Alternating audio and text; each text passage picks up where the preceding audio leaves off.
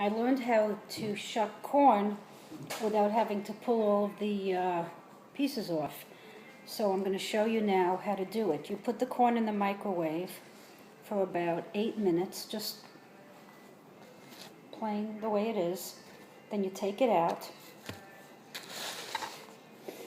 and you cut off the end here.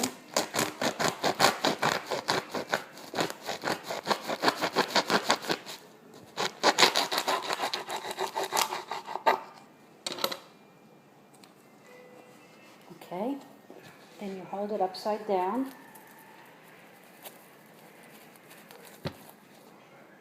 and the corn comes right out, clean,